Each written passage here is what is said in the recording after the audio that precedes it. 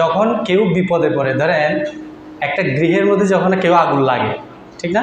যখন আগুন লাগে না, আগুন লাগলে তখন কে, যিনি পরিবারের জ্যেষ্ঠ, তিনি কি বলে, এরকম বলে আগুন লাগছে, ঠিক আছে তোমরা যা, আমার কোনো কিছু হবে না, তোমরা বের হয়ে যাও, এরকম না। জ্যেষ্ঠরা সহ কি করে, সবাইকে একসাথে সহযোগিতা করে ওই স্থান থেকে তারা সরে যায় না।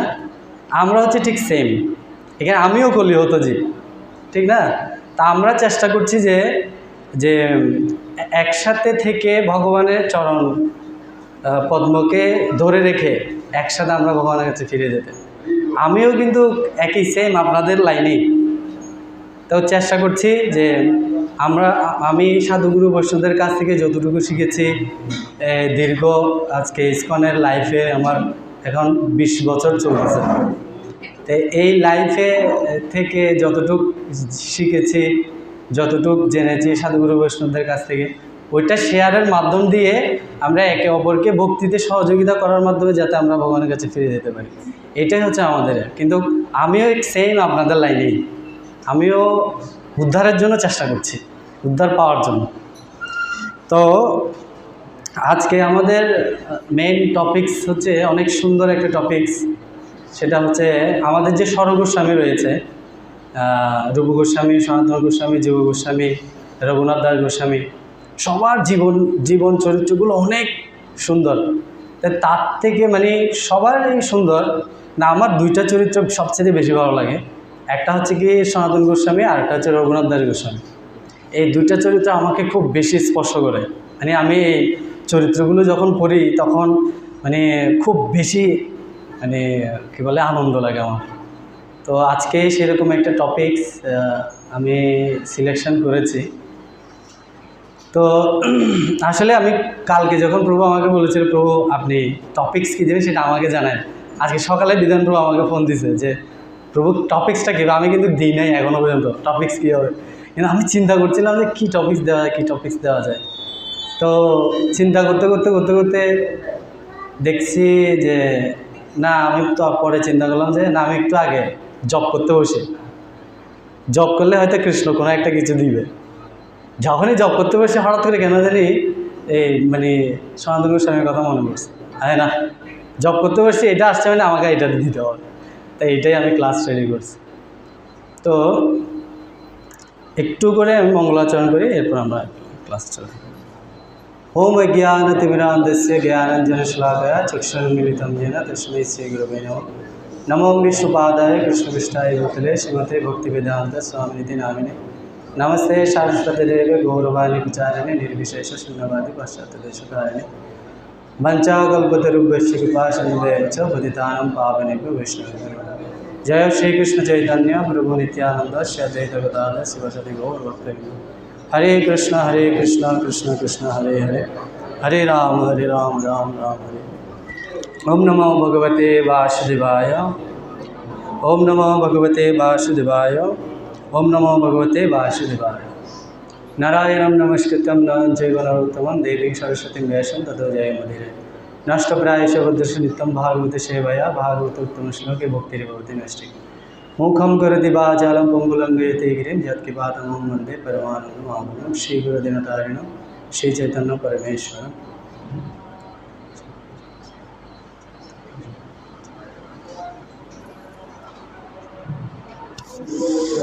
হরে কৃষ্ণ।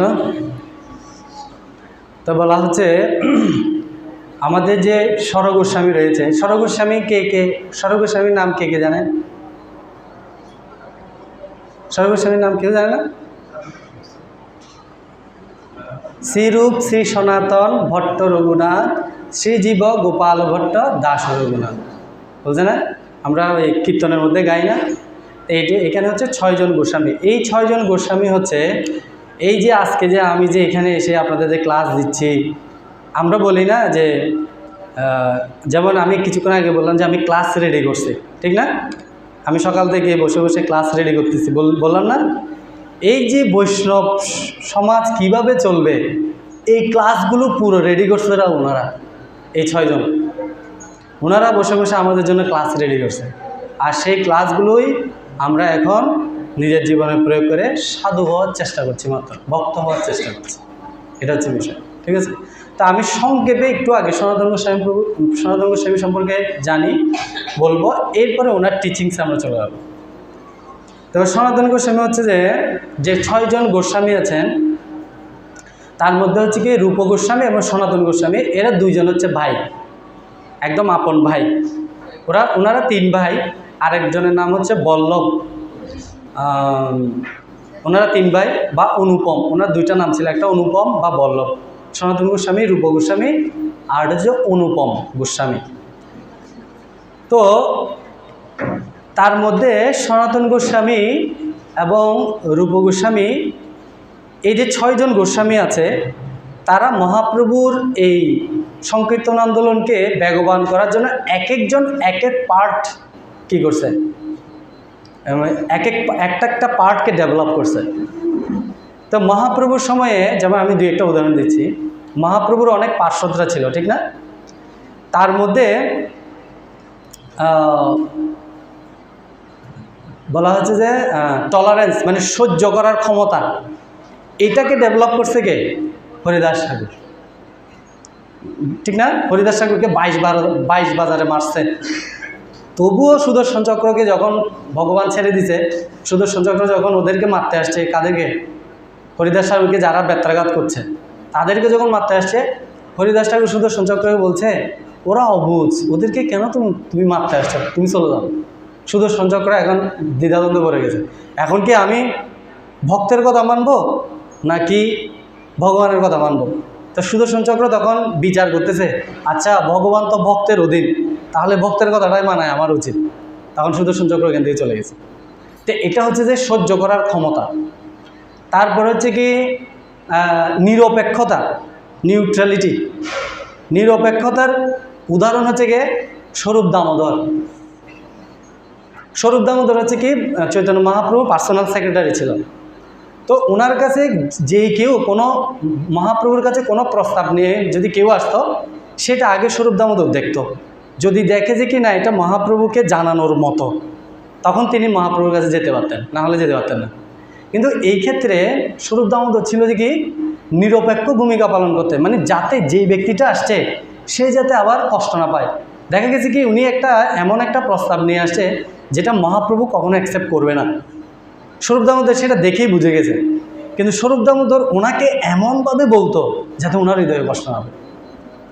স্বাভাবিক, একটা ভক্ত যখন মহাপ্রভুর কাছে একটা প্রস্তাব নিয়ে আসছে, স্বরূপ দামোদর যদি বলে না না না না এগুলো হবে না, তখন ওর মনের মধ্যে খুব কষ্ট পাবে, ঠিক না? তো স্বরূপ দামোদর ছিল যে এই ডিলিংসটাতে খুব বেশি পটু। উনি এমনভাবে তাকে কথা বলতো, উনি বুঝতে পারতো আচ্ছা আচ্ছা ঠিক আছে ঠিক আছে, তো উনি এখান থেকে চলেন। নিরপেক্ষতার প্রতীক। তারপর হচ্ছে যে ইন্ডিপেন্ডেন্সি, আমাদের একটা ব্যক্তি স্বাধীনতা আছে না? তো রায় রামানন্দ ছিল যে কি একজন মন্ত্রীর, মানে উনি অনেক বড় পোস্টে ছিল, অনেক বড় চাকরি করতো রায় রামানন্দ। ইন্ডিপেন্ডেন্সি, অনেক বড় চাকরি করতো। তো স্বাভাবিকভাবে যারা বড় পোস্টে চাকরি করে তাদের অনেক রকমের গর্ব থাকে, অনেক রকমের অহংকার থাকে না? তারা যে কোনো কিছু মানে ইচ্ছা মতো করে। কিন্তু উনি কখনোই এই যে স্বাধীন ইচ্ছাটা, এটাকে কখনোই উনি অপব্যবহার করতেন না, কখনোই না, 1 সেকেন্ডের জন্য না। যতক্ষণ পর্যন্ত রাজকার্য হতো ততক্ষণ পর্যন্ত, রাজকার্য শেষ একদম পুরা সময়টা ভগবত সেবায় নিযুক্ত করত। সেই জন্য ইন্ডিপেন্ডেন্সির মূর্ত প্রতীক হচ্ছে রায় রামানন্দ। আর সর্বশেষ হচ্ছে হিউমিলিটি। হিউমিলিটি মানে হচ্ছে বিনম্রতা। বিনম্রতার মূর্ত প্রতীক হচ্ছে কে? এই যে সনাতন গোস্বামী। সেই জন্য এই সনাতন গোস্বামীর চরিত্রটা আমার খুব বেশি ভালো লাগে। মানে এটা হচ্ছে বিনম্রতার, মানে একজন ভক্ত কতটা নম্র হতে পারে আর কতটা নম্র হওয়া উচিত, সেটার মূর্ত বিগ্রহ হচ্ছে কে? সনাতন গোস্বামী। উনি সেটা ওনার জীবন থেকে সেটা শিক্ষা দিয়ে গেছে। আচ্ছা, এটার একটা ইকোটা একটু কমায় দেওয়া যাবে? ইকোটা বেশি হচ্ছে। তো এটা হচ্ছে বিষয়। সেই জন্য সনাতন গোস্বামী, যেমন আমি একটা উদাহরণ দিচ্ছি, সনাতন গোস্বামী এবং রূপ গোস্বামী ছিল যে তৎকালীন সময়ের যে বাদশাহ নবাব হোসেন শাহ, ওনার রাজ্যের প্রধানমন্ত্রী আর একজন ছিল অর্থমন্ত্রী, ঠিক আছে? অনেক বড় পোস্ট। এই পোস্টগুলো পাওয়া সত্ত্বেও সনাতন গোস্বামী এবং রূপ গোস্বামী সমস্ত পোস্টগুলোকে ছেড়ে দিয়ে কী করেছেন? মহাপ্রভুর কাছে চলে এসেছেন। তা আমি একটা উদাহরণ দিচ্ছি, মানে সনাতন গোস্বামীর যে বিনম্রতা, এটার একটা উদাহরণ দিচ্ছি। তো ওনাদেরকে তৎকালীন সময়ে নবাব যখন চাকরি ছেড়ে দিছে, আমাদের চাকরি ছেড়ে দেওয়ার পরে আমাদেরকে পেনশন দেয় না? হ্যাঁ, আমাদের প্রভিডেন্ট ফান্ড, গ্র্যাজুয়েটি সমস্ত কিছু দিয়ে দেয় না? দিয়ে দেয় না? তো অনেক বড় মোটা অঙ্কের একটা টাকা দেয় না? তো যখন সনাতন গোস্বামী আর রূপ গোস্বামী যখন চাকরি ছেড়ে দিছে, মানে নবাব হোসেন শাহকে কি বলে লেটার পাঠাই দিছে, রিজাইন লেটার পাঠাই দিছে, তখন তাদেরকে এই অবসরকালীন সময়ের জন্য কি দিছে জানেন? হ্যাঁ, 3 নৌকা স্বর্ণ মুদ্রা। কতটুক? 3 নৌকা। আর নৌকাগুলো, ও প্রভু, মনে হয় ওই যে 10-20 টাকা দামের নৌকাগুলো, প্লাস্টিকের নৌকা? না না না, এই যে এগুলো তো অনেক বড় বড় নৌকা। 3 নৌকা কি দিছে? স্বর্ণ মুদ্রা দিছে। কেন? কারণ নবাব হোসেন শাহ যদিও বা মুসলিম ছিল, কিন্তু এই দুইজন ব্যক্তির উপর ওনার বেশি বিশ্বাস ছিল এবং ওনারা ওইভাবে করে কাজ করে আসছে। কখনো মানে একটুকু ভুলও ওদের দুইজনে ধরতে পারেনি। সেই জন্য খুশি হয়ে 3 নৌকা অবলম্বন দিছে। এখন সনাতন গোস্বামী আর রূপ গোস্বামী চিন্তা করতেছে যে আমরা তো সমস্ত কিছু পরিত্যাগ করে মহাপ্রভু চরণে আত্মসমর্পণ করার জন্য যাচ্ছি, এই 3 নৌকা স্বর্ণ কি করব? কি করছে জানেন? কে জানেন? ওই রাজ্য থেকে মহাপ্রভুর কাছে, মহাপ্রভুর আরেক পার্শ্বদ চন্দ্রশেখর আচার্য ওনার গৃহের মধ্যে অবস্থান করছিলেন। সনাতন গোস্বামী সেটা জানতে পারছে যে মহাপ্রভু এখন চন্দ্রশেখর আচার্যের গৃহে আছেন। তো ওনার কাছে আসতে হলে 2টা নৌকা পার হতে হয়, মানে 2টা নদী পার হতে হয়। তো প্রথম নদী পার হওয়ার সময় যে মাঝি তাকে নদী পার করিয়েছে, তাকে 1 নৌকা স্বর্ণমুদ্রা দিয়ে দিয়েছে, ঠিক আছে? তাকে 1 নৌকা দিয়ে দিছে। 3 নৌকা তো মানে অর্ধেক 1.5 নৌকা করে 2 ভাইয়ের। তো বলছে, রূপ গোস্বামী বলছে, দাদা আমার অর্ধেকগুলো ওকে দিয়ে দাও। তার মানে 1.5 নৌকা চলে গেল, ঠিক না? এরপরে দ্বিতীয় নদীটা পার হওয়ার সময় আর যে ছিল তাকে আর 1.5 নৌকা মুদ্রা কি দিয়ে আসছে হচ্ছে শ্রীকান্ত নামে একজন পার্শ্বদের বাড়িতে। শ্রীকান্ত, মহাপ্রভুর একজন পার্শ্বদ শ্রীকান্ত। তো ওনার বাড়িতে যখন আসছে তখন উনি সনাতন গোস্বামীকে বলছে যে প্রভু 2টা দিন আমার বাড়িতে থাকেন। সনাতন গোস্বামীকে বলছে 2টা দিন আমার বাড়িতে থাকেন। বলছেন না, দেখো আমার সময় নেই, আমাকে চলে যেতে হবে, তুমি আমাকে তাড়াতাড়ি নৌকা পার করে দাও। তো ওইখানে আবার ছোট্ট একটা খালের মতো আছে, ওইটা পার হতে হয়। তো পার হয়ে তারপর চন্দ্রশেখর আচার্যের বাড়িতে যেতে হবে। এই জায়গাগুলোর নাম আছে, আমি সংক্ষেপে বলছি, জায়গাগুলোর অনেকগুলো নাম আছে। একটা জায়গা আছে হাজিপুর, এরকম, তারপরে এরকম অনেকগুলো জায়গা আছে। এই নৌকাগুলো পার হয়ে যখন উনি চন্দ্রশেখর আচার্যের গৃহে যখন উনি নৌকায় উঠছে, মানে এখন চন্দ্রশেখর আচার্যের বাড়িতে আসবে, তখন ওই যে শ্রীকান্ত না, ও আসার সময় সনাতন গোস্বামীকে একটা কম্বল দিছে। ওই সময় একটু শীতকাল ছিল, একটা কম্বল দিছে যে প্রভু অন্ততপক্ষে এই কম্বলটা রাখেন, আপনার তো কিছুই নাই। তো সনাতন গোস্বামী যখন রূপ গোস্বামী যখন ওই মাঝিগুলোকে তাদের সমস্ত সারা জীবনের ইনকাম যখন তাদেরকে দিয়ে দেওয়ার পরে, নৌকা পার করে দেওয়ার পরে যখন মাঝি যখন চলে গেছে, ওরা 2জন পারে এসে একটা স্বস্তির নিঃশ্বাস ফেলছে। আর স্বস্তির নিঃশ্বাসটা ফেলে কি বলছে জানেন? বলছে কি, এত মানে রাজার জীবন অতিবাহিত করে আসছি না, মানে এত বিলাসিতা জীবন অতিবাহিত করে আসছি, কিন্তু রূপ গোস্বামীকে বলছে, রূপ, আমার মনে হচ্ছে আজকে আমি পরম আনন্দ পাচ্ছি, কিছুই আমার নাই, কোনো টেনশন নেই, আমার যে এত আনন্দ হচ্ছে, তোমার কেমন লাগতেছে?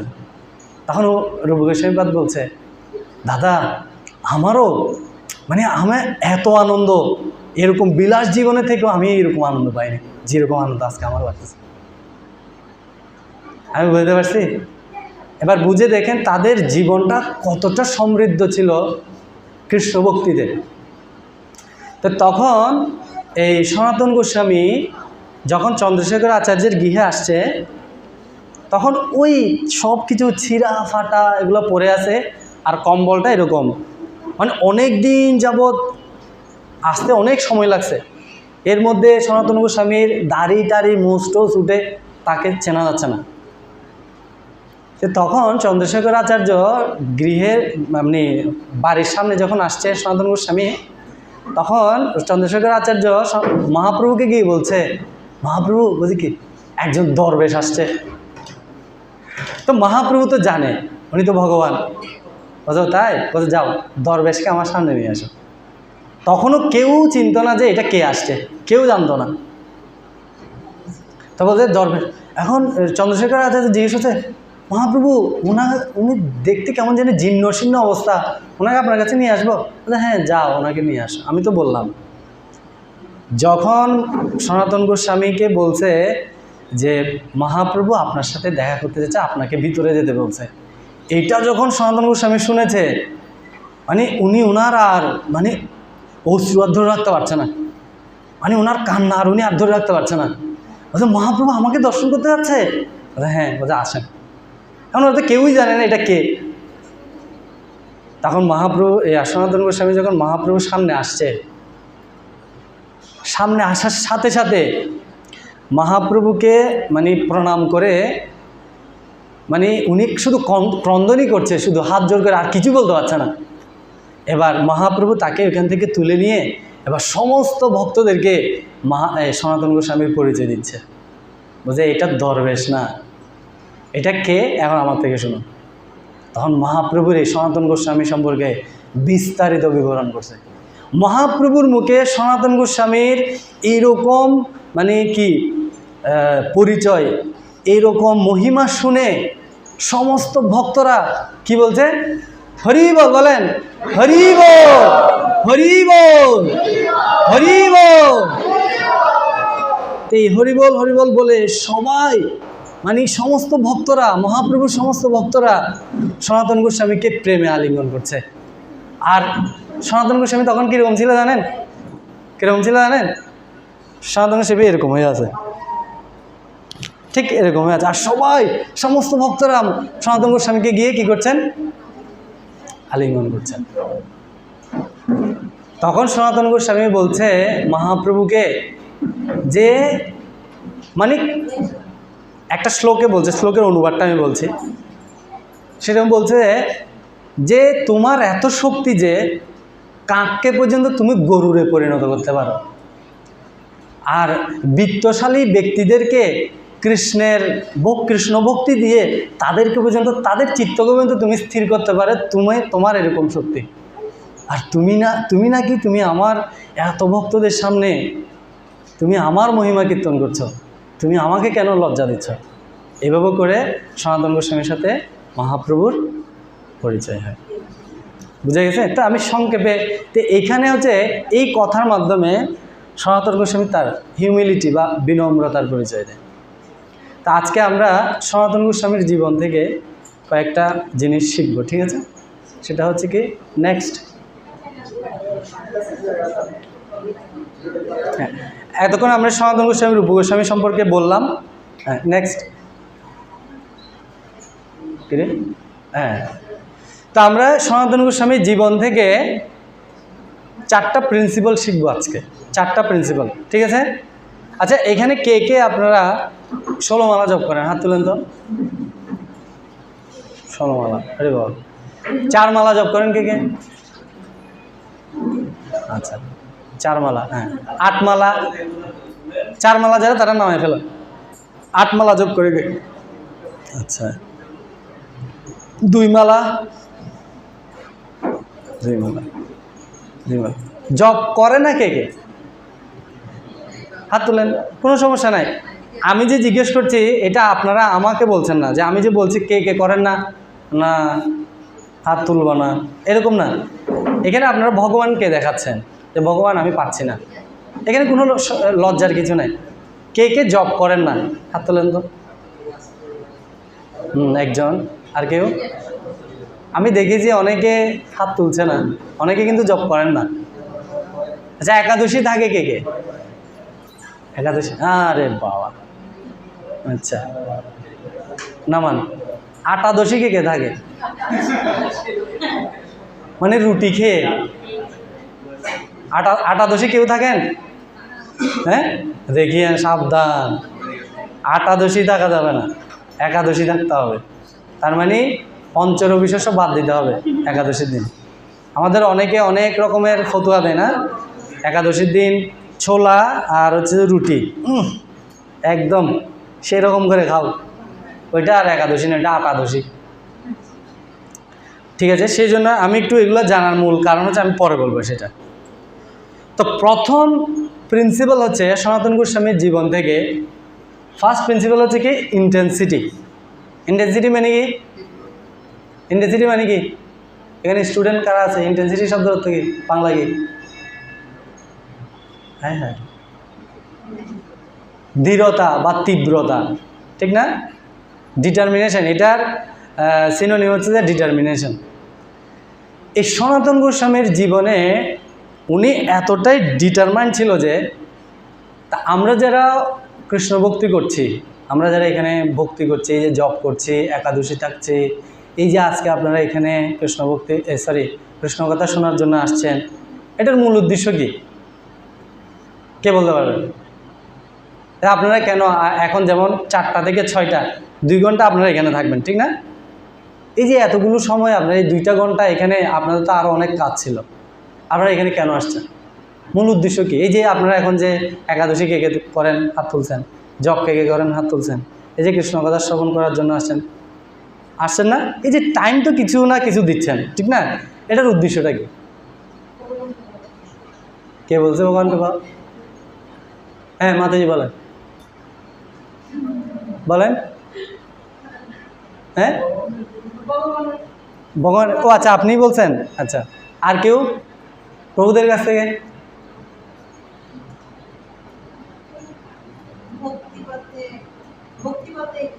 ভক্তিপথে এগিয়ে চলা, পিছনে প্রভুদের থেকে। এই যে একটু একটু সময় ইনভেস্ট করছেন, এটা কিসের জন্য? কিসের জন্য কেউ জানি না। হুমা, গাড়িতে উঠছি, প্রভু কোথায় যাবেন জানি না, প্রভু গাড়ি যেদিকে যায়। হয়েছে নাকি যে এটা কিছু হইলো? কিছু হলে ট্রেনে উঠছে এক লোক আর এক লোক, ট্রেনের মধ্যে পাশাপাশি বসে না তো, অনেকক্ষণ, ঘন্টা 1 ঘন্টা চলে গেছে, একটা পাশের লোক বসে আছে এভাবে। তো অনেকক্ষণ পরে জিজ্ঞেস করছেন, না বোরিং হয়ে যাচ্ছে, পাশের লোকটা জিজ্ঞেস করছে, আচ্ছা ওনার সাথে একটু কথাবার্তা বলি, অনেক দূর তো যাবো। কেমন আছেন? ভালো আছে। কোথায় যাবেন? জানি না। বলছে জানি না মানে? আপনি টিকিট কাটেন নাই? বলছে কাটছি তো। বলছে তো কোথাকার টিকিট কাটছেন? বলছে টিকিট যেখানে কাটার কাটি, কিন্তু আমি জানি না আমি কোথায় যাব। তো তাহলে মানে আমি বুঝলাম না কিছু। বলছে কি ট্রেন যেখানে গিয়ে থাকবে সেখানে আমি নামবো। বলছে আপনার কি ওইখানে কোনো কাজ আছে? বলছে আমি সেটাও জানি না। এটাকে কী বলবেন? এটা কি? এটা কে? পাগল না? ট্রেনে উঠছে, বাসে উঠছে, জিজ্ঞেস করছে আপনি কোথায় যাবেন? আমি জানি না। তো এটা কি? এটা কী ধরনের ব্যক্তি? আপনারা কেন ইনভেস্ট করছেন সময়টা? কেউই জানেন না আপনারা। তো টাইমগুলো কেন দিচ্ছেন ভগবানকে? ও মা, না না না, তোমার অন্তিম সময় এখন আসেনি। বলেন বলেন, কেউ জানেন না আপনারা কেন? হ্যাঁ বলেন, হরি বল।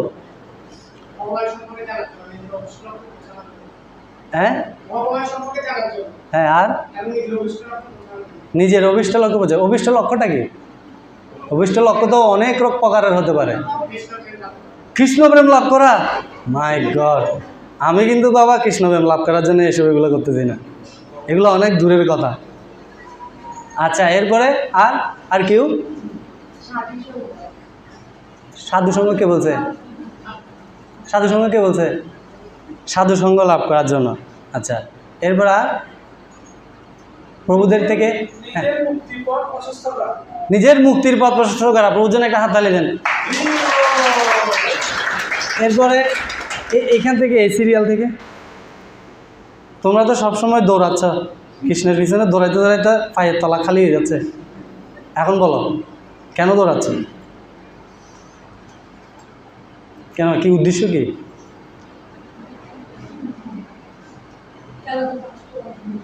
আচ্ছা, আমরা যখন কোনো ব্যাংকে ডিপোজিট করতে যাই, বিভিন্ন ব্যাংক ঘুরে দেখি না কোন ব্যাংকটাতে ইন্টারেস্ট একটু বেশি দেয়, তারপরে তো সেই ব্যাংকে ডিপোজিট করি নাকি? নাকি বলছে প্রভু ওইখানে যান, যা করে দিছি, এরকম এরকম এটা পাগলও করে না, ঠিক না? তো টাইমটা যে আপনি এখানে দিয়েছি এটা একটা ইনভেস্টমেন্ট না? না? তো এখন যদি সে টাইমটা ইনভেস্টমেন্ট করছেন, সেটা আপনি বলতে পারছেন না কেন ইনভেস্ট করছেন, তাহলে সেই ইনভেস্টের কি মূল্য আছে?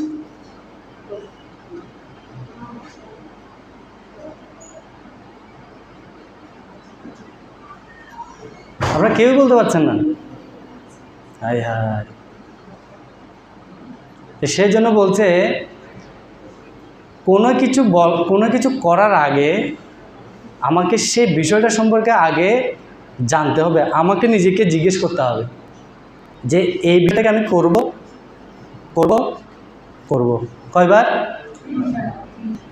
আপনি যে কাজ করেন সেই কাজটা করার আগে ওই কাজটা সম্পর্কে নিজেকে 3 বার প্রশ্ন করতে হবে, এই কাজটাকে আমি করব করব করব, ঠিক আছে? এরপরে যখন আপনার এই 3 বার জিজ্ঞেস করার পর যখন আপনার পজিটিভ আনসার আসবে তখনই আপনি কাজটা করবেন, না হলে এই কাজটা করার কোনো প্রয়োজনীয়তা নেই, সেটা যে ধরনের কাজে হোক। আমি বুঝাতে পারছি? তো দেখুন, আমাদের এই যে আমরা যে এই জগতে আসছি, যে এখানে ম্যাক্সিমাম হচ্ছে কি প্রায় 1/4 বয়স চলে গেছে, ঠিক না? তার মানে হচ্ছে কি আমাদের এখন থেকে, আমি একটা লেকচার শুনছিলাম, ওখানে বলছে আমরা বিশেষ করে আমরা যারা আস্তে আস্তে ধীরে ধীরে বৃদ্ধ অবস্থা প্রাপ্ত হচ্ছি, এখানে অনেক বৃদ্ধ মাতাজি প্রভুরা আছে যাদের বয়স অনেক হয়ে গেছে, তো তাদের জন্য আমি বলছি একটা সময় আসবে যে ফ্যামিলির জন্য আপনি হবেন কি জানেন? Unwanted person. কি আনওয়ান্টেড পারসন মানে কি? মানে আপনাকে কেউ চায় না, ঠিক না? কিন্তু জীবনের শুরুতে আপনার প্রয়োজনীয়তা অনেক ছিল, মানে আবার একটা সময় আসবে যে আপনি হচ্ছেন আনওয়ান্টেড পারসন। এখন আপনারা চিন্তা করে দেখুন সেই সময়টাকে আপনি কিভাবে ট্যাকেল দিবেন। যদি কৃষ্ণ ভক্তি, কৃষ্ণ নাম, রূপ, গুণ, লীলা এগুলোর ভিতরে যদি নিজেকে এগুলোর দ্বারা যদি নিজের জীবনটাকে যদি পরিপূর্ণ করতে না পারেন, ওই আনওয়ান্টেড পার্সনের টাইমটা যখন আসবে তখন পুরোটাই ডিপ্রেশনে চলে যাবে, হতাশ। বুঝা গেছে? শাস্ত্রে বলছে যখন কেউ বৃদ্ধ অবস্থায় প্রাপ্ত হয় তখন সে 2টা জিনিসের চিন্তা করে, সব সময় একদম অল টাইম 2টা জিনিসের চিন্তা করে। কি বলেন তো? এরা আমাকে প্রশ্ন করতে পারবো, আপনি তো এখনো ইয়াং, আপনি কেমনি জানেন? ঠিক না? 2টা জিনিস, আমি এই 2টা জিনিস এখন বলবো, এখানে যারা বৃদ্ধরা আছেন তারা মিলাবেন এটা হয় কিনা। প্রথম চিন্তাটা সেই করে কি জানেন? প্রথম চিন্তা সেই করে যে এখন মনে হয় আগের মতো আমার কথা কেউ দাম দেয় না। রাইট? রাইট? ঠিক ঠিক কে কে হাত তোলেন? এখন মনে হয় আগের মতো আমার কথা আর কেউ দাম দেয় না, এক। আর দ্বিতীয় নম্বর হচ্ছে কি জানেন? মানে সব সময় একটা ইনসিকিউরিটি ফিল করে। কি ফিল করে? ইনসিকিউরিটি, মানে একটা অনিরাপত্তায় ভোগে। এখন যদি আমার যদি হসপিটালাইজ হতে হয়, আমার কী হবে? আমাকে তো ওরা দেখবে তো, আমার ছেলেমেয়েরা দেখবে তো, আমাকে ঠিকমতো ট্রিটমেন্ট করবে তো, আমার এখন ভালো খাবার দাবারের প্রয়োজন, ওরা ঠিকমতো যোগান দিবে তো। ইনসিকিউরিটি ফিল করে। যখন বৃদ্ধাবস্থায় আসবে তখন এই 2টা জিনিস সেই যদি কৃষ্ণভক্তি না করে, এই 2টা জিনিসেই তাকে সব সময় ঘুরে তার জীবনটাকে কী করে দিবে। সে অর্ধেক দুর্বল হয়ে পড়বে এই 2টা জিনিসের কথা চিন্তা করতে করতে, অর্ধেক দুর্বল হয়ে যাবে। বৃদ্ধ অবস্থায় মানুষ কিন্তু দুর্বল হয়ে যায় কি 2টা কারণে। একটা হচ্ছে শারীরিক কারণে, একটা হচ্ছে মানসিক কারণে। তো মানসিক কারণটা কোনটা? এই দুইটা জিনিস। আগের মতো মনে হয় আমার ফ্যামিলির লোকরা আমাকে আর দাম, আর আরেকটা হচ্ছে কি ইনসিকিউর, সে নিরাপত্তা, সে মানে চিন্তা করতে পারছে না, না আমি এখন সেফ আছি, আমি বৃদ্ধ হয়েছি কী হয়েছে, আমি তো আমার ফ্যামিলির জন্য করছি না, এখন ওরা আমাকে না, এটা চিন্তা করতে পারে। এটা শুধুমাত্র ওই ব্যক্তি চিন্তা করবে যে বৃদ্ধাবস্থা প্রাপ্ত হওয়ার আগ থেকেই কৃষ্ণ ভক্তি অনুশীলন করা শুরু করে। কারণ সে একটা সময় গিয়ে চিন্তা করে কি কেউ দেখুক না দেখুক, এখন আমার শেষ সম্বলকে কৃষ্ণ, ব্যাস আর কিছু লাগবে না। বুঝা গেছে? তো সেই জন্য বলছে যে যেই পরিস্থিতি থাকি না কেন আমার কি লাগবে, কি লাগবে? কৃষ্ণকে লাগবে। ইন্টেন্সিটি আমার কাকে লাগবে? কৃষ্ণকে লাগবে। যেই পরিস্থিতি হোক আমার কাকে দরকার? Then everything will be solve. সব কিছু সলভ হবে তখন, কিন্তু এর আগে কখনো কোনো সমস্যার সমাধান হবে না। সনাতন গোস্বামী দেখেন এত রাজকার্য পরিচালনা করছে, এত কিছু উপঢৌকন পাইছে, এত কিছু ইয়ে করছে, এগুলো সব কিছু পরিত্যাগ করছে না? করছে কি না? যেমন আমাদের রাঘব কীর্তন গুরু যখন উনি চাকরিটা ছেড়ে দিছে, অনেকে চিন্তা করছে এত বড় চাকরি উনি ছেড়ে দিছে। তো রাঘব প্রভু জাস্ট বাংলাদেশ ব্যাংকের কি কি বলে সহকারী পরিচালক ছিল না? এটা আমাদের কাছে কতটা একটা কি, আমাদেরকে কতটা একটা ইয়ে দিচ্ছে না? আর সেই জায়গায় উনি কি ছিল? প্রধানমন্ত্রী। এগুলো ছেড়ে দিয়ে ছিঁড়াকাতা ওই চন্দ্রশেখর আচার্য বলছে কি দরবেশ আসছে না? বুঝে দেখুন, তার মানে কি উনি কেন এটা করছে? কারণ ইন্টেন্সিটিটা, মানে আমি কৃষ্ণের কৃপা আমার লাগবে। এগুলো অনেক করছি, এখন বাদ, এখন আর আমার এগুলো করার প্রয়োজনীয়তা নাই। এখন আমার কি দরকার? আমার কাকে দরকার? হ্যাঁ, ইন্টেন্সিটি মিনস আমার কৃষ্ণকে লাগবে। সনাতন গোস্বামী তার জীবন থেকে এই শিক্ষাটা আমাদেরকে দিয়েছেন। এই সমস্ত বিষয়াশয় পরিত্যাগ করে ভগবানের কাছে আত্মসমর্পণ করা। ওনারা যদি এরকম হতো, ও জীর্ণ শীর্ণ অবস্থায় ছিল, মানে খেতে পাচ্ছে না, ইয়ে করতে পারছে না, যাক এখন তো আর এই পরিস্থিতি আর ভালো লাগে, একটু সাধু হয়ে যায়। আমাদেরকে অনেকে বলে ও ওই খেতে না পারলে সাধু হয়ে যায়। হ্যাঁ, আমাকে কতজনে বলছে কিন্তু তুই খাইতে চাস না, আজ কেন তা সাধু হয়েছিস কেন? আমি তো তুই খেতে না হলে কি সাধু হয়ে যায় নাকি? হ্যাঁ, যারা খেতে পায় না তারাই সাধু হয়ে যায়। আমাকে অনেকে বলছে, তা আমি খেতে পাই না, আমি খেতে পাই না, খেতে পাই, খেতে দিছে কৃষ্ণ আমাকে খেতে দিছে। খেতে না দিলে যে সাধু হয় তা না। তো সেই জন্য গোস্বামীদের, যেহেতু আমরা মহাজন যেন গতস্ব পন্থা, মহাজনদেরকে আমরা অনুসরণ করব, সেজন্য তারা তাদের জীবন থেকে আমাদেরকে দেখে গেছেন। তারা অনেক বিশাল বিশাল পোস্টে ছিল, সেই পোস্ট পজিশনগুলোকে একদিকে রেখে কার জন্য আত্মসমর্পণ করছে? আচ্ছা, ইন্টেন্সিটি। বুঝতে পারছেন? নেক্সট সেকেন্ড প্রিন্সিপাল হচ্ছে কি সিম্পলিসিটি অ্যান্ড ডিটাচমেন্ট। সিম্পলিসিটি মানে হচ্ছে কি সরলতা, একদম সরল। আর ডিটাচমেন্ট মানে কি আসক্তি রহিত, মানে কোনো রকম আসক্তি ছিল না। তো দেখেন, তো সনাতন গোস্বামীর জীবনে যখন উনি মহাপ্রভু চরণে আত্মসমর্পণ করেন, এরপরে তিনি কি করলেন? বৃন্দাবনে চলে যায়। বৃন্দাবনে চলে গিয়ে গ্রন্থ রচনা শুরু করে। ওনার প্রথম গ্রন্থ রচনা করে কি জানেন? হরিভক্তি বিলাস রচনা শুরু করে। মহাপ্রভু ওনাকে নির্দেশ দিয়েছে। তো এই গ্রন্থ যখন রচনা শুরু করেন, এখন গ্রন্থ রচনা করতে হলে তো একটা জায়গায় বসে গ্রন্থ রচনা করতে হবে না? একটা জায়গায় বসে গ্রন্থ রচনা করতে হবে না? তো তখন সনাতন গোস্বামী চিন্তা করছে, এখন তো আমার গ্রন্থ রচনা করতে হলে একটা জায়গা লাগবে না? তার মানে জায়গা যখন হবে তখন আমার কি লাগবে? একটা ঘর লাগবে, ছোট থাকার একটা জায়গা লাগবে না? তাহলে আমি লিখে লিখে গ্রন্থগুলো রাখবো কোথায়? ঠিক না? প্রথমে উনি এগুলো চিন্তা করছে। চিন্তা করার পরে লাস্টে আবার চিন্তা করতেছে, দেখো আমার তখন সনাতন গোস্বামী তার মনকে খুব ধিক্কার দিচ্ছে, ও দুষ্ট মন, তুমি আমাকে প্ররোচনা দিচ্ছ না, এত কিছু পরিত্যাগ করে আমি মহাপ্রভু চরণে আসছি, আর এখন আমার গ্রন্থ রচনা করার জন্য মন তুমি আমাকে বলতেছো এখন একটু জায়গা লাগবে, একটা গল লাগবে, একটা টেবিল লাগবে, একটা চেয়ার লাগবে। দুষ্ট গোদাগার, না আমি আমার কোনো ঘরটার লাগবে না। তাই সনাতন গোস্বামী কী করতেন জানেন? একদিন একটা গাছের তলায় থাকতো আর গ্রন্থ লিখত। কেন? ঘর তৈরি করলে ঘরের প্রতি আসক্তি চলে আসে।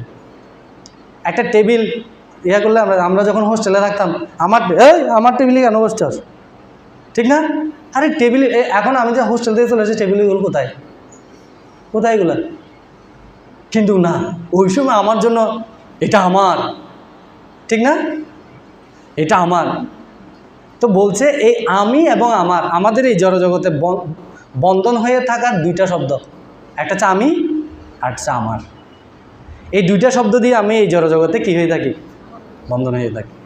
তো তখন সনাতন গোস্বামী বলছে, হ্যাঁ মন তুমি আমাকে ডিস্টার্ব করতেছো না, আমাকে প্ররোচনা দিচ্ছ যে আমার একটা ঘর লাগবে, একটা জায়গা লাগবে, একটা টেবিল লাগবে, না না না না। তখন সনাতন গোস্বামী কী করলেন? প্রতিদিন একটা গাছের নিচে থাকতো। মানে আজকে এই গাছের, আজকের দিনেরটা যে না, আজকে কত তারিখ? 19 তারিখ না? 19 তারিখ আমি বন্দরের এই গাছের নিচে থাকবো। 20 তারিখ আমি কোথায় থাকবো? ও 5 নাম্বার লাইনের ওই গাছের নিচে থাকবো। মানে একদিন এক এক গাছের তলা, যাতে কোনো রকম আসক্তি না আসে। সিম্পলিসিটি, মানে সরল জীবনযাপন। শুধু আসক্তিটা কার জন্য? তারপরে যে কি ডিটাচমেন্ট, মানে কি নিরাসক্তি, ঠিক না? তো এই নিরাসক্তি যদি না থাকতো তাহলে 3 নৌকা, আমারও তো 3 নৌকা না, আমরা যদি শুধু এতটুক যদি দেয় তাহলে তো কাম খাচ্ছে। কালকে থেকে বলবো যে বাজে এত ফসার টসার লাগবে না একটু, ওম শান্তি, ঠিক না? আমাদের আসক্তিগুলো অনেক স্ট্রং, আর ওনাদের কাছে এইরকম প্রলোভন আসার পরেও এগুলাকে, ওই প্রলোভনগুলো ওনাদেরকে কি করতে পারেনি? পারেনি। তো এই জন্য আমাদের এখান থেকে শিক্ষা হচ্ছে কি, তার মানে কি এখন কি আপনারা আমাকে প্রশ্ন করতে পারেন, প্রভু তাহলে কি এখন আপনি বলতেছেন আমরা ঘর বাড়িতে দিয়ে একদিন এক রাত এক গাছের তলে থাকতাম? না না না না, এক গাছের তলে থাকতে পারে। সেই জন্য রূপ গোস্বামীপাদ আমাদের একটা শিক্ষা দিয়ে গেছে। রূপ গোস্বামীপাদ পরে চিন্তা করছে, আমরা যে লাইফ লিড করতেছি, এটা যদি সাধারণ ব্যক্তিরা অনুসরণ করে তাহলে তাদের জীবনটা বরবাদ হয়ে যাবে। তখন তারা আর ভক্তি রক্তি করবে না। আরে ভক্ত হইলে গাছের নিচে থাকতে হবে, ধর ভক্ত হবে না। তখন রূপ গোস্বামীপাদ আর একটা থিওরি দিল কি, যে অনাসক্তস্য বিষয় যথা যোজন মদাশ্রয়। বলছে কি বলে যুক্ত বৈরাগ্য মুষ্টাতে, লাস্টের লাইনটা হচ্ছে যুক্ত বৈরাগ্য মুষ্টাতে। বলছে কি যুক্ত বৈরাগ্যের কি বলে প্র্যাকটিস করতে বলছে। যুক্ত বৈরাগ্য মানে কি, আপনার যা কিছু আছে সব থাকবে, সব ঠিক আছে, আপনার স্ত্রী পুত্র পরিবার পরিজন বন্ধু বান্ধব আত্মীয় সব ঠিক আছে, কিন্তু যুক্ত বৈরাগ্য মানে কি, সব কিছু থাকবে কিন্তু সবাইকে নিয়ে কার সাথে যুক্ত করে দিবেন? কার সাথে? কৃষ্ণের সাথে।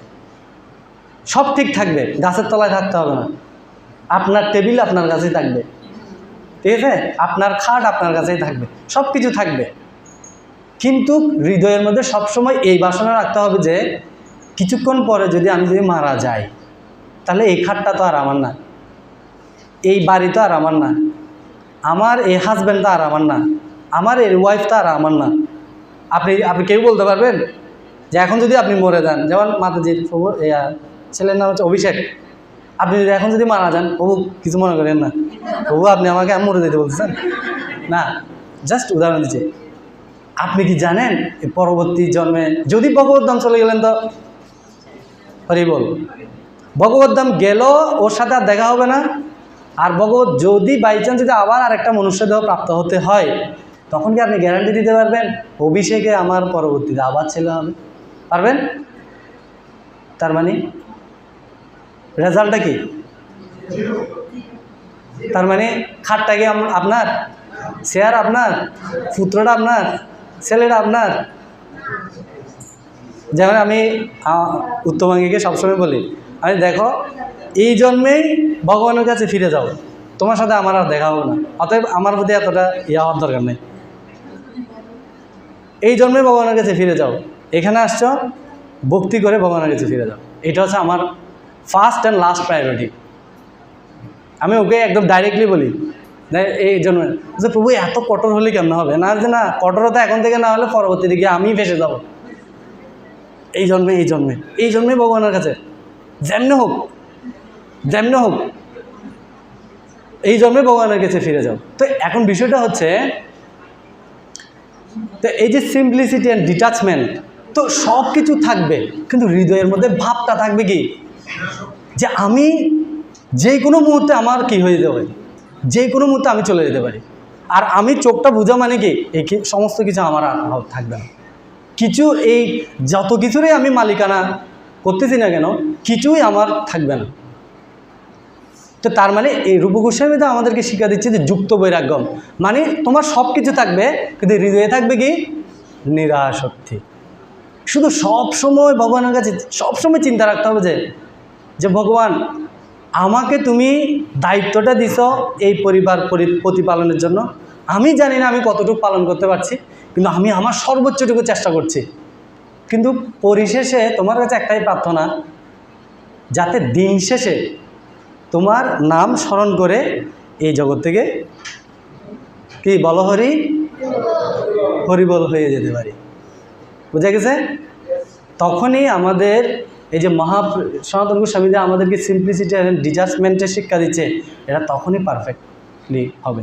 যদি বা কথাগুলো অনেক কঠিন হয়ে যাচ্ছে কথাগুলো বেশি কঠিন হচ্ছে, প্রভু বেশি করা হয়ে যাচ্ছে, কেমনে কি বলেন, আমার যে সুন্দর বাচ্চা যখন আমাকে বলে মা, কি যে আনন্দ লাগে। হ্যাঁ, শাস্ত্রে বলছে, শ্রীমদ্ ভাগবতমের ৫ম স্কন্ধে প্রভুপাদ তাৎপর্যের মধ্যে একদম ডাইরেক্টলি বলছে যে শিশু যখন জন্মগ্রহণ করে তখন সেটা কিভাবে আসক্তিতে পরিণত হয় জানেন? কিভাবে আসক্তিতে পরিণত হয়? হ্যাঁ, জানেন না? শিশু যখন জন্মগ্রহণ করে, জন্মটা অনেক যন্ত্রণাদায়ক না? যারা মাতৃগর্ভে যতদিন 10 মাস যতদিন কি 10 মাস যতদিন একদম সেরকম লাগতেছে, এরকম নাকি? হ্যাঁ, ওর তো জানটা বাইরে হয়ে যায়। আবার প্রসবকালীন সময় জানটা তো বাইরে হয়ে যায়, ঠিক না? কিন্তু এত বেদনা প্রাপ্ত হওয়ার পরেও এই বস্তুটা কিভাবে আমার আসক্তিতে পরিণত হয়, কিভাবে হয় জানেন? কিভাবে হয় জানেন না? হায় হায়। আচ্ছা, আপনাদের কাছে একটা প্রশ্ন, আমি এই যে 10 মাস 10 দিন এবং প্রসবকালীন সময় অবধি পর্যন্ত অনেক কষ্ট স্বীকার করতে হয় না, হয় কিনা মায়েরা, হয় কিনা? এত কষ্ট পাওয়া, আপনারা যদি কেউ যদি এসে যদি একটা থাপ্পড় দেয়, কিছু কমার দাঁড়া তোরা ফাইলে আমি সাইজ করে দেব, আমরা এটা বলি না, বলি কি না? আর এই 10 মাস 10 দিন আপনাকে কষ্ট দিচ্ছে, কষ্ট দেওয়ার পরে যখন এই জগতে আসে, সেটা আবার আসক্তিতে কেমনে পরিণত হয়? প্রশ্ন আসতে পারে না? এই প্রশ্ন করছেন কোনোদিন নিজেকে? করছেন? করেন নাই। ভাগবতমে বর্ণনা করা আছে কিভাবে আসক্তিতে পরিণত হয়। দেখেন, বাচ্চাটা যখন ভূমিষ্ঠ হওয়ার পরে যখন 1 মাস পার হয়ে যায়, 1 মাস পার হয়ে যাওয়া মানে কি, তার কিছুটা মানে নেগেটিভিটি কেটে গেছে না, কিছুটা নেগেটিভিটি কেটে গেছে। এরপর ও কী করে জানেন? বলে না, এরকম বলে না? শাস্ত্রে বলছে যে আদো বুলি। কি বলছে? এই আদো বুলিটা যখন পিতা এবং মাতার কর্ণকুহরে প্রবেশ করে, শুরু হইল কি শুরু হলো? হ্যাঁ, আসক্তির সূত্রপাত কোথায় থেকে? সন্তানের আদো বুলি, ঠিক না? এখান থেকে আসক্তির শুরু। তখন এই শুধুমাত্র এই শব্দধ্বনি, যতক্ষণ এই শব্দধ্বনি কর্ণকুহরে প্রবেশ করার সাথে সাথে মা এই 10 মাস 10 দিনের যে কষ্ট সাথে সাথে ভুলে যায়। তো বলছি কি, আসক্তির পরিমাণটা যদি বেশি থাকে, দুঃখটা তখনই ভুলে যাওয়া সম্ভব, ঠিক কিনা? এখন প্রশ্ন হচ্ছে, এই সাধারণ একটা জীবাত্মার এই আদো আদো বুলি শোনার পরে যদি আমার 10 মাস 10 দিনের কষ্ট যদি আমি যদি ভুলে থাকতে পারি, আর শাস্ত্রে তো বলছে কি এই জড়জগতে জন্মগ্রহণ করা মানেই হচ্ছে কি মাতৃজঠরে আসা মানেই হচ্ছে কি দুঃখ, দুঃখ না? তাহলে এই দুঃখ আপনি কিভাবে ভুলবেন? যদি কৃষ্ণের পাদপদ্ম যদি শক্ত করে না ধরেন। আমি বুঝতে পারছি? তার মানে সন্তানের আদো আদো গুলিটা মায়ের কাছে এত শক্তিশালী যে সে কষ্টগুলোকে সাথে সাথে ভুলে গেছে। 10 মাস 10 দিনের কষ্ট সাথে সাথে ভুলে গেছে, ঠিক না? একইভাবে এ জন্ম মৃত্যু জরা ব্যাধিরূপ এই কষ্ট তখনই আমি সাথে সাথে বলবো যখন আমি কৃষ্ণের পাদপদ্মকে শক্ত করে ধরতে পারবো। আমি বুঝতে পারছি? বুঝতে পারছি? ডিটাচমেন্টটা আমাদেরকে এইভাবে করে চিন্তা করতে হবে। আমরা যখন এইভাবে করে চিন্তা করব তখন আমরা ভগবানের পাদপদ্মকে ধরে রাখার কি ধরে রাখতে পারবো স্ট্রংলি। তা না হলে আমাদের পক্ষে কখনো সম্ভব না। তো সনাতন গোস্বামী, রূপ গোস্বামী আমাদেরকে সনাতন গোস্বামী বা ওনার লাইফ থেকে এই দুইটা জিনিস সরল কীভাবে জীবনযাপন করতে হবে বলছে কি, অতিরিক্ত ডিমান্ড করে চাহিদা অতিরিক্ত বাড়িয়ে আর রাজা হওয়ার চেয়ে চাহিদা কমিয়ে ফকির হওয়া অনেক ভালো। বুঝা গেছে? চাহিদা অতিরিক্ত বাড়িয়ে রাজা হওয়ার চেয়ে চাহিদা কমিয়ে ফকির হওয়াটা অনেক ভালো। কেন বলেন তো? কারণ যত আপনি চাহিদা বাড়াবেন তত আপনাকে বেশি পরিশ্রম করতে হবে। সাপোজ মনে করেন এখন আপনি 8 ঘন্টা পরিশ্রম করে 10,000 টাকা ইনকাম করেন। এখন আপনার চাহিদা হচ্ছে না 10,000 টাকা হবে না, আমার লাগবে কত হাজার টাকা? 20,000। 8 ঘন্টা পরিশ্রম করে কয় হাজার? এবার 20,000 টাকা ইনকাম করতে হলে আপনার কয় ঘন্টা পরিশ্রম করতে হবে? চাহিদা বাড়াইছেন, এবার আপনার কি 12টা বেজে গেল, ঠিক না? ঠিক না? তো চাহিদা বাড়িয়ে না হয় 20,000 টাকা ইনকাম করলেন আর কি, তো লাভটা কী হলো? এদিকে তো আপনার লাইফ অর্ধেক শেষ, ঠিক না? সেই জন্য আমাদের সিম্পল লিভিং ছিল। প্রভুপাদ বলেন সিম্পল লিভিং হাই থিঙ্কিং। আমাদের লাইফটা হবে যে কি সিম্পল, আর চিন্তাধারাটা হবে কি, যেমন আমি কিছুদিন আগে আমার বাসায় একটা বৈষ্ণব সভা দিয়েছিলাম, কিন্তু মানে আমি খুব সমস্ত বৈষ্ণবরা আমার বাসা থেকে চলে আসার পরে আমি নিজেকে খুব বেশি গিল্টি ফিল হচ্ছিল। কী জন্য জানেন? আমি তখন উত্তমাঙ্গিকে বলছিলাম, আচ্ছা উত্তমাঙ্গি দেখো এখানে বৈষ্ণবরা আসে, আমি তাদেরকে ভালো একটা বসার জায়গা পর্যন্ত মানে বসতে পর্যন্ত দিতে পারিনি, ঠিক আছে? কিন্তু কেন?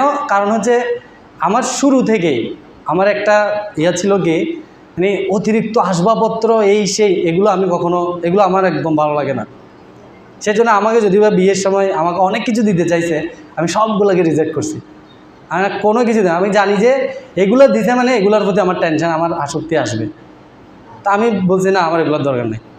কিন্তু ভক্তরা যখন আমার বাসায় গেল, আমি তাদেরকে একটু বসতে দিতে পারিনি, তখন আমার খুব বেশি খারাপ লাগছিল। আমি যদি বা ভক্তদেরকে বলতে পারিনি, তো আমার কাছে এখন আমি চিন্তা করছিলাম আসলে আমি তো দিতে পারি না, এটা তো আমার কাছে খুব খারাপ লাগছে।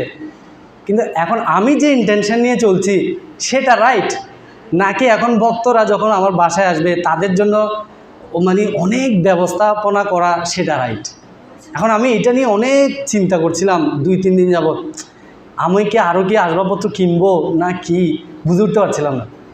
হঠাৎ করে দেখি মানে ভাগবতম একটা তাৎপর্যের মধ্যে পাইছি যে যিনি সেবা দান করে মানে যিনি সেবা দেয় তার মনোভাবটা হচ্ছে মেন, তার কি আছে সেটা মেন না, তিনি কি মনোভাব নিয়ে সেবাটা দিচ্ছে সেটা হচ্ছে মেন। তখন আমি আমার উত্তর পেয়ে গেছি, হ্যাঁ যাক কৃষ্ণ আমাকে বাঁচাইছে। তো এটা হচ্ছে মেন। সেই জন্য আমাদেরকে সর্বোচ্চ পরিমাণে চেষ্টা করতে হবে। হ্যাঁ আমার অনেক আছে তাই বলে আমি অনেক কিছু করব, কারণ সেটা আপনার একটা সময় গিয়ে আপনার আসক্তিতে পরিণত হবে। এটা থেকে খুব মারাত্মক, এখান থেকে বেরিয়ে আসা এতটা ডেঞ্জারাস, বেরোনোটা অনেক কষ্ট। তা আমরা সনাতন গোস্বামীর জীবন থেকে এই জিনিসটা আমরা শিখতে পারি। নেক্সট থার্ড হচ্ছে কি sincerity and urgency. Sincerity and urgency. Sincerity মানে কি? সিনসিয়ারিটি মানে কি? সিনসিয়ারিটি মানে কি? হ্যাঁ, মানে এটাকে কি বলা হচ্ছে? হ্যাঁ, অনেক আন্তরিক। যেমন বলা হচ্ছে, যেমন আমরা যারা সাধনা করছি, যেমন এখানে যারা জব করছেন, যারা 2, 4, 5 মালা, 8 মালা, 16 মালা যারাই করছেন, এই যে হরিনামের প্রতি যে এখানে একটা ছবি দিয়েছেন দেখেন শিল প্রভুপাদের, তো এই যে জব করছি এটার প্রতি আমাদের অনেক বেশি সিনসিয়ার হতে হবে। শুধুমাত্র নামের মাধ্যম দিয়ে আপনি এই জগৎ থেকে কি উদ্ধার পাওয়ার একমাত্র উপায়। তো সনাতন গোস্বামীর জীবন থেকে আমরা দেখতে পাই যে উনি যখন বৃন্দাবনে চলে যায় তখন উনি প্রতিদিন কত মালা জপ করতেন জানেন? সনাতন গোস্বামী কত মালা জপ করতেন প্রতিদিন? 2 লক্ষ হরিনাম করতেন, 128 মালা। কত মালা? আর প্রতিদিন গোবর্ধন পরিক্রমা করতেন। গোবর্ধন তখন ছিল 21 কিলোমিটার, কিন্তু উনি 27 কিলোমিটার পরিক্রমা করতেন। মানে 27 কিলোমিটার বলতে ওখানে আরও অনেকগুলো মন্দির ছিল, ওই মন্দিরগুলোকে একসাথে করে প্রতিদিন উনি গোবর্ধন পরিক্রমা করতেন। আর কত মালা জপ করতেন? কত মালা?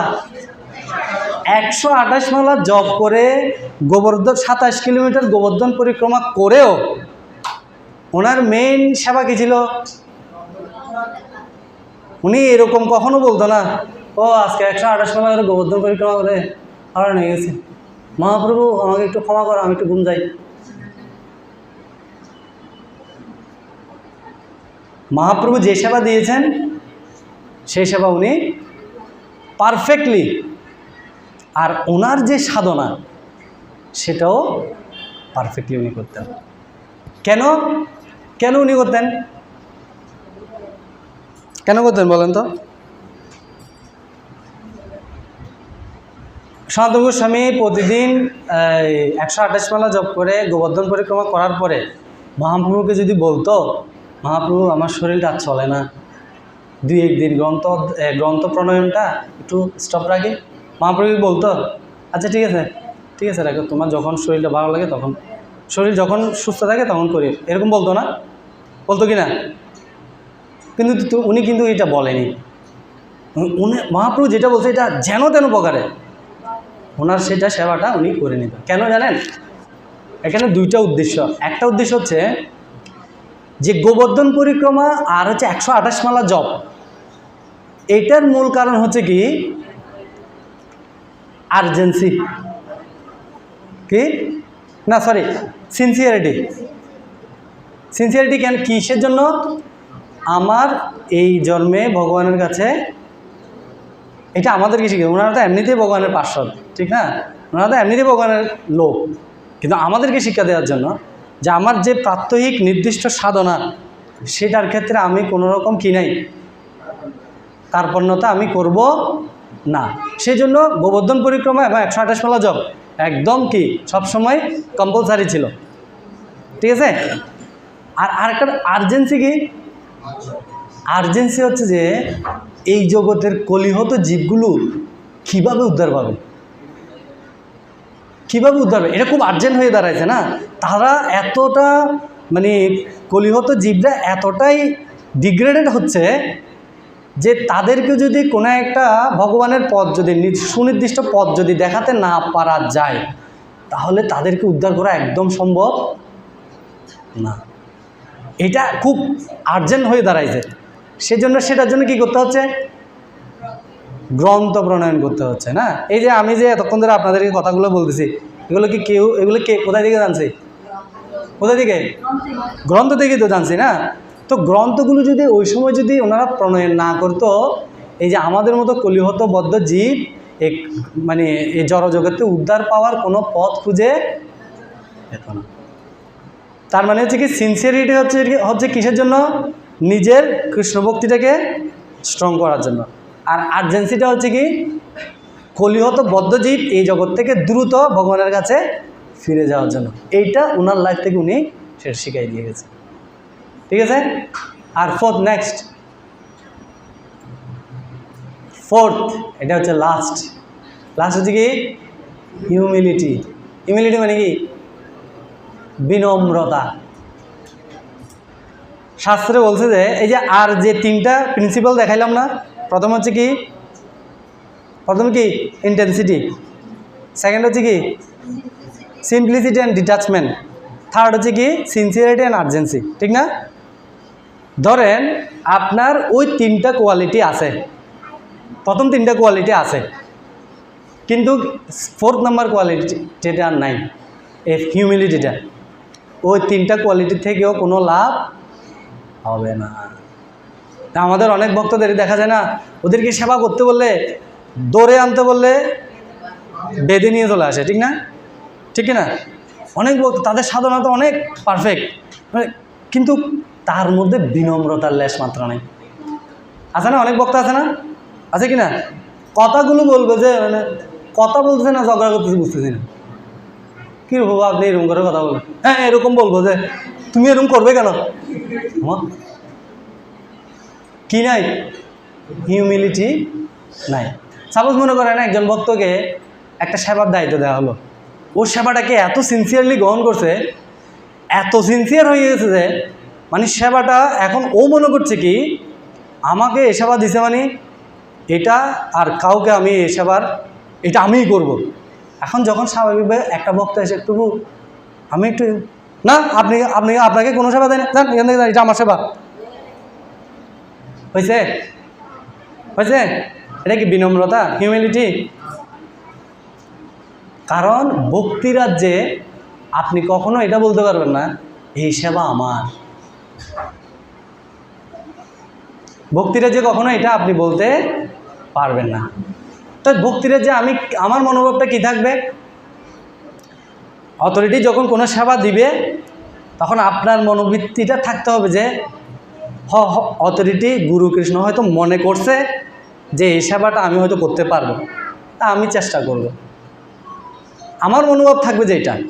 কিন্তু আমি যদি বলি ও দেখছো আমার থেকে এই সেবা আর কেউ ভালো করতে পারে না, তখনই সব শেষ। ঠিক আছে না? সাপোজ মনে করেন আপনি অনেক দিন যাবৎ প্রসাদ সার্ভিস করতেছেন, এখন অথরিটি মনে করলো না ও তো অনেক দিন প্রসাদ সার্ভিস করছে, তুমি এখন থেকে প্রসাদ সার্ভিস না, তুমি এখন থেকে প্রসাদের ইনচার্জ, মানে এখন তুমি অন্যদেরকে দিয়ে কি করাবে? সার্ভ করাবে।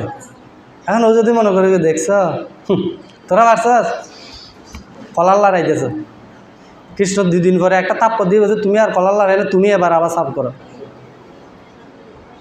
বুঝা গেছে? সেবা যখন কেউ দিবে তখন আমার ইন্টেন্সিটি, আমার মানে মেন্টালিটি থাকবে যে কি আচ্ছা কৃষ্ণ হয়তো অথরিটি কী কারণে, আমি তো এই সেবার তো যোগ্য আমি না, হয়তো তারা মনে করছে আমি সে সেবাটা করতে পারবো। তো কৃষ্ণ মহাপ্রভু, হে প্রভুপাদ, গুরুদেব তোমরা আমাকে সহযোগিতাকে শক্তি দাও যাতে অথরিটিকে আমি যদি খুশি সন্তুষ্ট করতে পারি, আমি যাতে এই সেবার মাধ্যমে।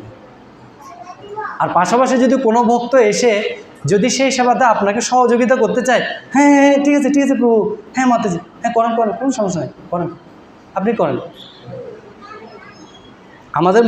আমাদের মনোবৃত্তিটা থাকবে কীরকম? এরকম। ঠিক আছে? এক ভক্ত, এটা একটা বাস্তব, মানে একটা মন্দিরের ঘটনা বলছি। এক ভক্ত মানে প্রতিদিন এই প্রভুপাদকে যে আমাদের মন্দিরে যে প্রভুপাদের বিগ্রহ আছে না, প্রভুপাদের বিগ্রহের যে প্রতিদিন সকালে মালাটা পরায় না, একটা ভক্ত প্রতিদিন মালা পরাতো, কিন্তু সেবাটা তার না। বুঝা গেছে? প্রতিদিন সেই ভক্তটা মালা পরাতো, কিন্তু একদিন ওই মন্দিরে একজন মহারাজ আসছে। ঠিক আছে? তো মহারাজ যখন আসছে তখন কিছু ভক্ত চিন্তা করতেছে না আজকে মহারাজের মাধ্যমে, মানে ওই আরেকটা ভক্ত চিন্তা করতেছে আজকে মহারাজ আসতেছে, তো আজকে প্রভুপাদের ড্রেস আপ, প্রভুপাদকে ড্রেসিং করানো, প্রভুপাদকে মাল্য দেওয়া, এ করা, এগুলো আজকে আমি করব। ঠিক আছে? আর আমি চেষ্টা করবো যে অনেক ভালো করে করার জন্য। কেন?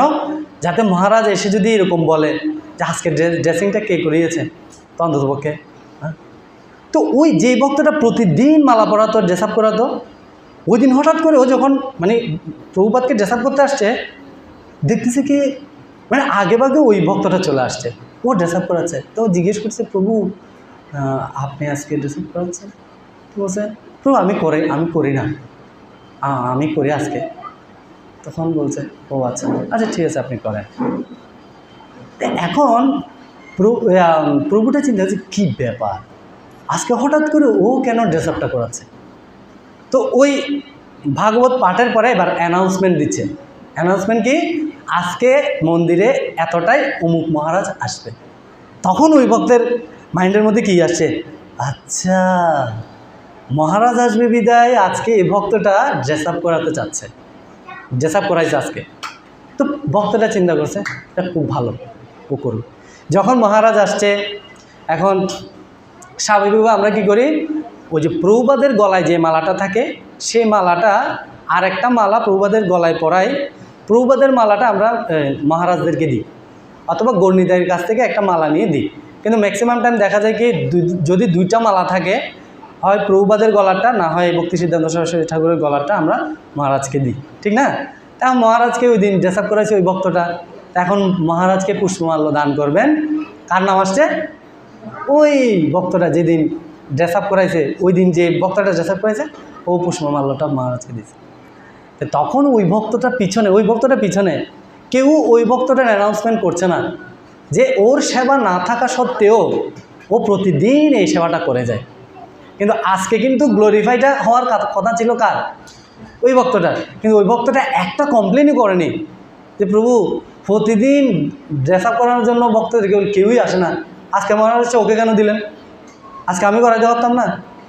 না, কিন্তু উপরন্তু কী হয়ে গেছে, ভক্তটা যখন গ্লোরিফাই করছে, মহারাজ যখন ভক্তটাকে করছে, তখন পাঠ শেষে, মহারাজের পাঠ শেষে ওই ভক্তটা এসে ভক্তটাকে জড়িয়ে দিয়েছে, আপনি কত ভাগ্যবান, আপনি মহাত্মা সঙ্গ পাইছেন, আমি তো আপনি একটা আমাকে আশীর্বাদ করেন। এটা হচ্ছে মনোভাব। ওই ভক্তটা যদি তখন বলতো, হ্যাঁ প্রতিদিন কোনো খবর থাকে না, আপনি মহারাজ আসবে আছে আজকে ড্রেস আপ করে দেন, যান এখান থেকে যান, বলতে পারতো না। এটা হচ্ছে হিউমিলিটি। তো আমাদের যদি বিনম্রতা ভাবটা যদি না থাকে, বলছে আপনার যদি এই কোয়ালিটিটা যদি আপনি অর্জন করতে না পারেন, তাহলে ভক্তি জীবনে যাই করছেন সব কিছু কী হয়ে যাবে। যেমন বৈকুণ্ঠের দ্বারপালকে জয় বিজয় চতুষ্কুমাররা যখন বৈকুণ্ঠে আসছিল, তখন তাদের মধ্যে বাগবিতণ্ডা হয়েছিল না, হয়েছিল কি না? চতুষ্কুমাররা একদম রেগে মেগে দিছে অভিশাপ, ঠিক না? আবার জয় বিজয়ও তাদেরকে কি দিয়ে দিছে, পাল্টা, মানে তাদের মধ্যে বাগবিতণ্ডা চলছে। হ্যাঁ, এরকম বাগবিতণ্ডা দেখে স্বয়নকে এসেছে উপস্থিত, ভগবান স্বয়ন এসে উপস্থিত হয়েছে না? উপস্থিত হয়ে কার পক্ষ নিছে? জয় বিজয়ের পক্ষ নিছে না? বলছে না না, ওরা আসলে আমার নির্দেশেই করে, হ্যাঁ মানে আপনারা ওদেরকে ভুল বুঝিয়েন না, ঠিক না? ঠিক না? ভগবান যখন চতুষ্কুমারকে যখন ওদের পক্ষ হয়ে যখন মানে ওরা ভুল করছে, আপনারা ওদেরকে ক্ষমা করে দেন, এগুলা যখন চতুষ্কুমার যখন ভগবানের মুখ থেকে যখন এরকম শুনতেছে, তখন চতুষ্কুমারের এখন কি হচ্ছে, খুব গিল্টি ফিল হচ্ছে, হায় হায় আমরা কি করলাম, ঠিক না? আমরা কি করলাম। তখন চতুষ্কুমাররা নিজেদেরকে এত গিল্টি ফিল হচ্ছে, তখন ওইখানে প্রভুপাদ তাৎপর্যের মধ্যে বর্ণনা করছে যে মানে তারা উদ্যত হয়ে গেছে, বিনম্র হওয়ার পরিবর্তে তারা কি হয়ে গেছে, উদ্যত হয়ে গেছে। তো উদ্যত হয়ে গেছে মানে কি, তারা তাদের লেভেল থেকে নেমে গেছে। তো সেটা কখন তারা বুঝতে পারছে, যখন ভগবান এসে একটা পার্ট নিয়ে নিল, একটা রোল প্লে করে ফেললো তাদের পক্ষ হয়ে, একটা সরি ওদেরকে ক্ষমা করে দেন, আসলে ওরা তো আমার নির্দেশে করে, এটা আমারই দোষ। ভগবান তাদের দোষটা কার ঘাড়ে নিয়ে নিলেন, নিজের ঘাড়েই নিয়ে নিলেন, ঠিক না? তখন চতুষ্কুমার বুঝতে পারছে, হায় হায় আমরা না বড় ভুল করে ফেলছি। ঠিক আছে, ওদের কাজ তো ওরা করবে, ঠিক না, এটা তো ওদের ডিউটি না, আমরা ওদের অভিশাপ দেওয়া ঠিক হয়নি, ঠিক না? তো যতক্ষণ পর্যন্ত আপনার হিউমিলিটি বা বিনম্রতা বোধটা যতক্ষণ পর্যন্ত আপনার মধ্যে জাগরিত হবে না, ততক্ষণ পর্যন্ত আমাদেরকে যতই হরিনাম করি, যতই ভক্তি করি, যতই নিত্য কীর্তন করে একবারে মাটি ব্যাক করে ফেলি, কিচ্ছু হবে না। বুঝা গেছে? তাই এটা হচ্ছে বিষয়। সেই জন্য আমাদের সব সময় চিন্তা রাখতে হবে যে এই ভক্তির পাশাপাশি আমাদের এই গুণটা ডেভেলপ হচ্ছে কিনা। এটা আপনি কীভাবে বুঝতে পারবেন? কীভাবে বুঝবেন? এই যে বিনম্রতা ভাব, এটা আপনার ভক্তির পাশাপাশি ডেভেলপ হচ্ছে কিনা, এটা আপনি কীভাবে বুঝবেন? হ্যাঁ, ঘরের বৈষ্ণবদের সাথে, হ্যাঁ, এটা হচ্ছে যে আগে আমি যদি 3টা রিপ্লাই দিতাম, এখন আমি কয়টা রিপ্লাই দিচ্ছি? এখন কি আমি 3টা দিচ্ছি না 6টা দিচ্ছি? ঠিক আছে না? প্রভু একটা বলছে, হ্যাঁ তুমিও তো এরকম লিস্ট একটা ধরাই দিলেন, এটা এটা এটা তুমি এটা করছো, এটা করছো, এটা করছো, এটা করছো। আগে ঠিক আছে, আগে না হয় আমি 6টা, উনি আমার একটা দোষ দেখাই দিলে আমি ওর 6টা দোষ দেখাই দিছি। না, এটা মাতাজির ক্ষেত্রে বলছি না, প্রভুর ক্ষেত্রে সেম। ঠিক আছে, তুমিও তো এরকম করছো, ঠিক না? কিন্তু যখন বিনম্রতা ভাব আসবে তখন আপনি বুঝতে পারবেন এখন আমি রিপ্লাই কয়টা দিচ্ছি, আমি কি 6টা দিচ্ছি না 3টা দিচ্ছি। যদি আমি কম রিপ্লাই দিই তার মানে আমার মধ্যে কি হচ্ছে, আর যদি রিপ্লাই খালি দিতেই থাকি তাহলে ভক্তি করছি ঠিক, কিন্তু ভাবটা আর আসতে, বুঝতে পারছেন? নেক্সট লাস্ট একটা রাধানাথ স্বামী মহারাজের একটা কোটেশন দিয়ে আমি শেষ করব। কেমন? এখানে লিখছে, it is better to have a little fall down and remain humble rather than getting success and become proud. খুব সুন্দর একটা কথা বলছি কি, একটু বিনম্রতা রেখে, আপনার মধ্যে একটু বিনম্রতা রেখে যদি আপনি সাময়িক যদি ফল ডাউনও হন তাতে কোনো ক্ষতি নেই। যদি getting success and become proud, আপনি অনেক সফলতা পাচ্ছেন আর হৃদয়ের মধ্যে অনেক কি গর্ব অনুভব হচ্ছে, এই ধরনের পরিস্থিতি থেকেও একটু হাম্বলনেস, একটু বিনম্রতা আর একটু যদি আপনি লিটল বিট ফল ডাউন হন, সেটাই অতি উত্তম ওটার থেকেও। বুঝে গেছে? আপনি অনেক সাকসেস হলেন, আপনার অনেক সাকসেসের কারণে আপনার হৃদয়ের মধ্যে অনেক গর্ব চলে আসছে, সেই সাকসেস দিয়ে কোনো লাভ নাই। তার চেয়ে বরং ভালো হচ্ছে কি, আপনি যদি ভক্তিতে একটু ডাউনও থাকেন কিন্তু তার মাধ্যমে আপনার একটু হাম্বলনেস আসতেছে, ওইটা অনেক ভালো। ঠিক আছে? রাধা স্বামী মহারাজ এই কথাটা বলছে। সেই জন্য আমাদের এখান থেকে বুঝে নিতে হবে যে আমাদের হাম্বলনেস হওয়াটা কতটা জরুরি। ভক্তি জীবনের একটা কি বলে ভিত্তি হচ্ছে এটা। তা আমরা সেটা করতে পারি, ধীরে ধীরে প্র্যাকটিস করি, তাহলে আমরা যে হরিনাম করছি, ঠিক না? আপনারা এক বসাতে 4 মালা জপ করতে পারেন কে? এক বসাতে 4 মালা হাত তোলেন। এক বসাতে 8 মালা জপ করতে পারেন কে? না, আজকে করলে হবে না, প্রতিদিন কন্টিনিউয়াস করেন কে?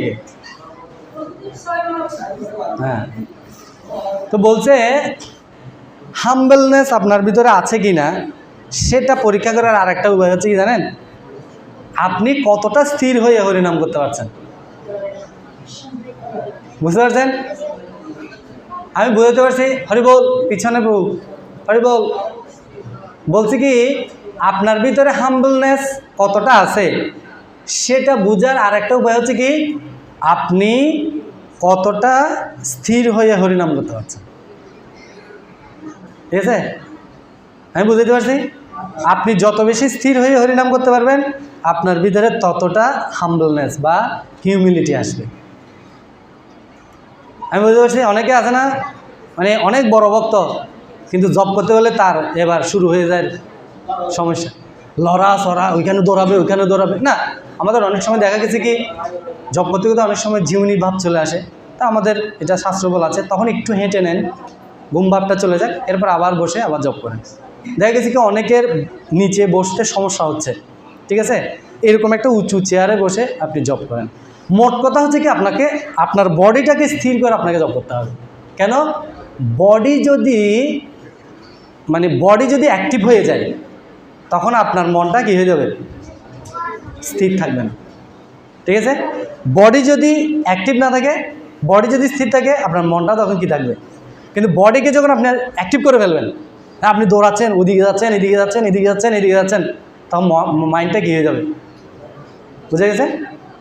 আর এইটা হচ্ছে একটা থার্মোমিটার, আপনি কতটা স্থির হয়ে জব করতে পারছেন। আসলে এতক্ষণ ধরে আমি যা কিছু বলছি এগুলো আমি আপনাদের জন্য বলি, সব আমার জন্য বলতেছি। কারণ যে বলে সে করারও চেষ্টা করে। ঠিক আছে? তা আমি বলেছি মানে আমি করব, আমি করার চেষ্টা করব, তো সেটা মূলত হচ্ছে আমার জন্য। তো সেজন্য বলছি যে এইটা আমাদের জীবনে সবচেয়ে বেশি প্রয়োজন। সেজন্য আপনারা প্র্যাকটিস করবেন এখন থেকে যে বসে স্থির হয়ে বসে বসে যাই করেন, 1 মালা 2 মালা 4 মালা 8 মালা যাই করেন, বসে স্থির হয়ে জব করা যায়। ঠিক আছে? তখনই ধীরে ধীরে আমাদের মধ্যে এই বৈষ্ণবীয় গুণাবলীগুলো কি হবে? প্রকাশিত হবে। ঠিক আছে?